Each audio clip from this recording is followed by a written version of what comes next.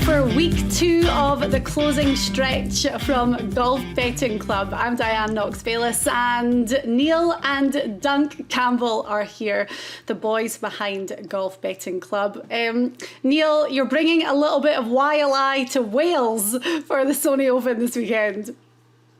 Yeah, Diane, you asked and I've delivered. So let me just mention it's coming out of your wages. I had to buy this from Amazon this week. Well, I'm sure Dunk will agree it's a better choice than the polo neck that we saw in week 1. Absolutely, much more appropriate to the event taking place. So pleased to see you made an effort, Neil. Too right. Well, Neil, how are we enjoying the Sony Open so far, and how have the pre-tournament bets been going? Yeah, really enjoying it. I must say it's a change from last week. We're seeing a bit of rough and players being penalised when they're making mistakes. So it's been a far better spectacle, I would say. Mm-hmm. Betting wise, our main bet was Kevin Kisner at the start of the week at 35-1. So he's in a strong position for an each way place with an outside chance. I think he's in 7th place. He's 5 shots off the lead. So you never know. With Russell Henley leading, as we'll get on to, we're quite optimistic that he's still got a chance. We were in a stronger position before the round 3. Unfortunately, a couple of our players stalled on moving day. Billy Horschel and Stuart Sink were right in contention, but shot 2 of the worst scores of the day. So they've got a lot to do to get into the places. But no, we're hopeful of Kisner, and we've got an outside chance of your man Keith Mitchell sneaking a place as well. So the story behind Keith Mitchell is I called him at the end of last week. I said he's going to be my pick for the Sony Open, and he got off to a little bit of a slow start, but he's creeping just outside the top 10 right now. So see, he just got married in Hawaii last weekend, so the wedding vibes are still very strong. And well, Duncan, shall we mention the elephant in the room, the other name in the top 10 that we have to talk about? Of course. Who else apart from your brother? Yeah, fantastic round for Russell yesterday. He was really strong and certainly got a chance. If Russell Henley slips up, certainly the other Russell could slip in and certainly post a good finish. So let's talk about Russell Henley quickly, because he's on 18 under par and Hideki Matsuyama is in 2nd place right now, 2 shots behind him. Russell Henley, as you mentioned, doesn't have a great track record when it comes to closing out a tournament. And I mean, I was looking back at some of his past performances. He's had the 36-hole lead like 6 times and has only won 1 of those events. And we saw him blow a 54-hole lead at the Wyndham Championship, at the US Open, at Torrey Pines, which was a big one. So, Dunk, what do we think of Russell Henley being at the top of the leaderboard as we enter Sunday? Oh, we're taking on Russell this weekend. We think he's one that could really falter today. If you use our website, golfbettingclub.com, we've actually got player profiles on a number of different players, over 150 different player profiles, and we have Russell down as a 1-star official performance rating. So we really don't rate Russell in contention at all. Mm-hmm. So, Neil, what do you think of his chances? I mean, we're not big on him, but he's won here before. He won the Sony Open in 2013, and he's definitely one of the most elite iron players on the tour. It's just getting himself over the finish line. However, I guess the more times you put yourself in that situation, the better you have to be coming down the stretch. Yeah, there's no doubt he is one of the best iron players on tour. And that's why he's quite a frustrating player almost to back, because like you said, he just doesn't get over the line enough.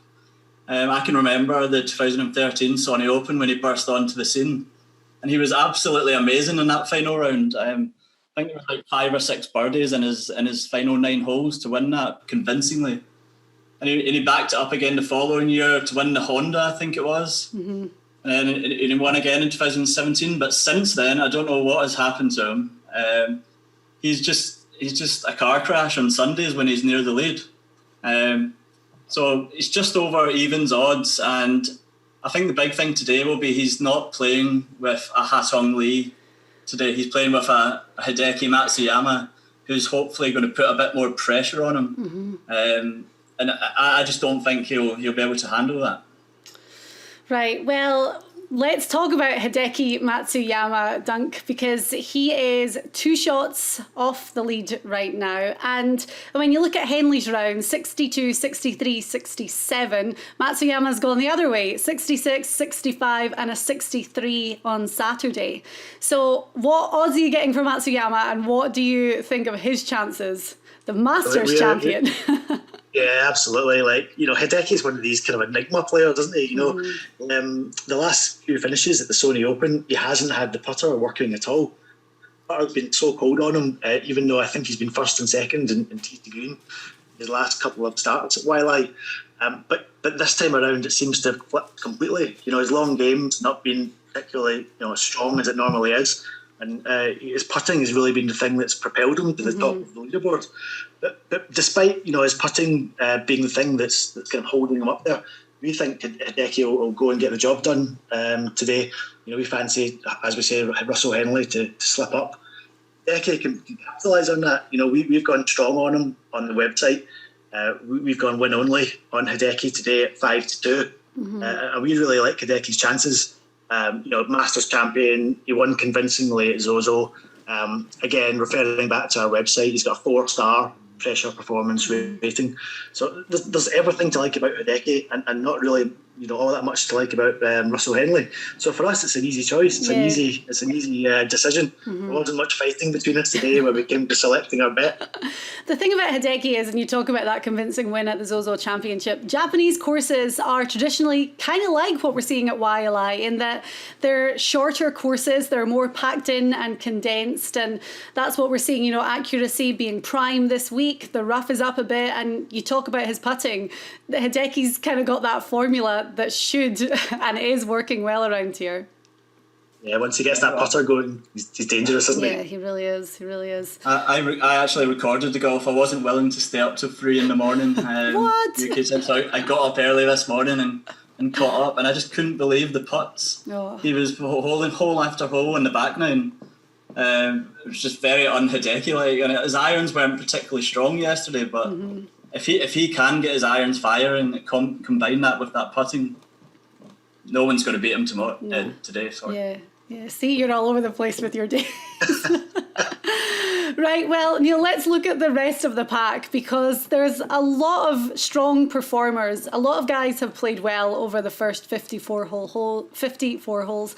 And, we've seen low scoring. So when you look at the rest of the guys kind of chasing Henley and Matsuyama, who's really catching your eye?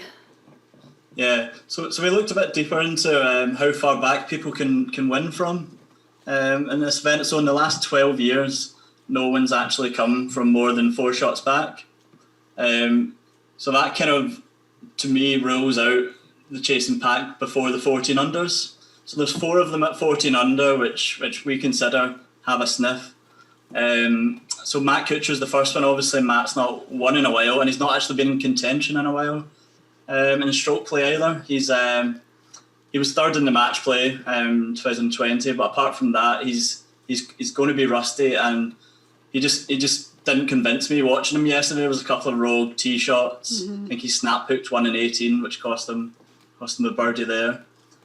So we struck him off the list. There's a couple of outsiders, Hatong Lee and Adam Svenson. Svenson, is it? Yeah, Canadian. Svenson actually has won 3 times on the Corn Ferry Tour, and all 3 of which have been from off the pace. So he could actually be quite an outside play if you want to take a bigger risk. Hatong Lee, I think, it's just one tournament too soon for him. He's on the comeback trail, and I think he will go on to bigger things this year. But like I said, it's too soon. So the player we think is the danger to the front two is Seamus Power. So he's a player that's really trending. I think he's around about 63rd in the world now. So he won his first tournament in the Barbasol last year.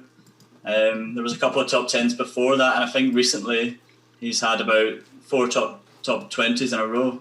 So Seamus is really trending at the moment. So you can get odds of 14-1 on him. So we're willing to cover the Hideki bet with 1 point on Power, and he is the man that can challenge the front two. Okay, I'm just looking at Seamus's stats, and traditionally, I mean, I think Kevin Na last year when he won, he was 125th in distance, and we know that accuracy is going to be the key stat. I mean, accuracy right now for Power, he's T36, so you know that's not. He's not in that kind of elite, the top part of the field when it comes to one of the most important stats around Waialae, but tee to green, I mean, he's solid and he's looking 5th right now, 3rd in strokes gained total. So Power could have the power to get it done today. I think that the accuracy off the tee is probably going to be the thing that he's really going to have to do well at. Yeah, just wanted to add to that, the last time that Russell Henley slipped up at the Wyndham, it was Kevin Kisner that came through, sneaked through the back door and won in the playoff. So fingers crossed that happens today. Okay. What were you going to say, Dunk? I was just going to say, I think the thing with Power as well, it's that increased confidence that he's had since his win at Barbasol. You know, he's spoken in interviews about how that's really kind of given him the belief that he can take his game to the next level.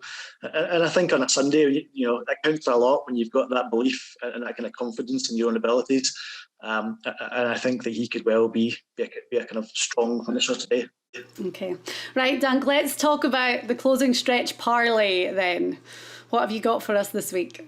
Okay, so we've got 3 selections in a parlay or ACCA if you're in the UK watching this. So the first one will be no surprise given what we've said already. So we're taking Hideki Matsuyama over Russell Henley in the final pairing. We just don't see any other outcome, quite frankly, other than Hideki scoring better than Henley today. Second one, again, probably not a surprise given that we've just spoken about Seamus Power. So we're going to take Seamus Power to beat Adam Svenson. And then the third leg is a slightly earlier start, and that is Ryan Armour to beat Stuart Sink. Stuart was actually one of our selections pre-event, but he's kind of gone downhill during the week. And there were some ropey shots from him yesterday, and we think Ryan might have the edge on him today at 7-5. So the three in the ACCA then are Ryan Armour, Seamus Power, and Hideki Matsuyama. Okay, I like it. Right, well, Neil, do you want to give us a little bit of a recap then? So who we're looking at and what our bets are on this week's closing stretch for the Sony Open. Yeah, so our main bet for the closing stretch is Hideki Matsuyama at 5-2. So we're putting 4 points on that. And we're also going to cover it with 1 point on Seamus Power at 14-1. So he's the pick of the chasing pack for us. So we're hoping Russell Henley is going to have a nightmare today. I mean, looking at past performances, the chances are probably in your favour and not in his. That blow up on Sunday at Torrey Pines for the US Open was actually quite hard to watch because he'd been trending in such a good direction and had played so well over the 3 days. But it was you're not backing him yourself today, Diane? If there's any Russell that I am backing in the field, I'm telling you, it's not going to be Henley. Especially when you mentioned that win at the Honda. It was Russell, my Russell, that he beat in the playoff, along with Ryan Palmer and Rory McIlroy. But yeah, I am definitely... guys, it's very hard for me when my little brother is sitting in the top 10 right now. Okay, he's 12 under, so he's 6 shots off the pace, but... that 64 yesterday and 2 birdies to finish his day. I would love to see a top 10 from Russell today. That's where my expectations are sitting. Stranger things have happened, and I hope he's the man to break the trend that I talked about earlier. That would be good. Hope someone comes from really far back. That would be great. Yeah. If Henley does slip up though, you know, Russell's only 4 shots back off Hideki. So you know, if Russell Henley does have a bit of a choker, you know, it does open things up for those guys chasing. So you never know. Not hardly any wind as well forecast. It should be a day of low scoring. Yeah, and look what we've seen over the past 3 days. You know, it really leaves today pretty open with what we can expect. So. We're ready for it. Right, Duncan, do you want to give us all the social and how people can follow along, especially because in a minute you've got some news that you're going to share about what you're doing next week? Yeah, absolutely. So Neil and I are off to Middle East at the end of the week. We're going to go and watch the Abu Dhabi Championship. Also going to go to the Dubai Desert Classic. And also we're going to play the course at Ras Al Khaimah, which is going to host a new European Tour event in the next couple of weeks. So we're going to pack in quite a lot of golf in the Middle East. So there'll be plenty of photos, videos, the usual on our social media. So if you want to see any of that, if you want to find out about how we're getting on, whether Neil's sunburnt or not, yes, you check us out on Twitter. So at Golf Betting Club on Twitter, or on Instagram at Golf Betting Club Show. And also then, if you want to log on to our website as normal, it's www.golfbettingclub.com. Neil, I hope you're going to be taking that shirt. I was going to say, put in the comments, guys, whatever you want me to wear in the Middle East. I get arrested though. Well, I don't know what you're planning on packing, but that shirt should be okay. So take that in the case. And well, week 2 of the closing stretch, we just want to say thank you right now for all the support and the following and the subscribing that we've had in the first week, because it's been great. And we're going to have this show out every Sunday on the Golf Betting Club YouTube channel. And then we'll have a podcast that's available on all the usual podcast sites and apps. So if you could subscribe to both, and if you could rate and review and leave comments, that would be great, because we're going to be here every Sunday with the closing stretch. And next week, well, the start of the West Coast swing, off to La Quinta in Palm Springs for the American Express, and we'll be back then.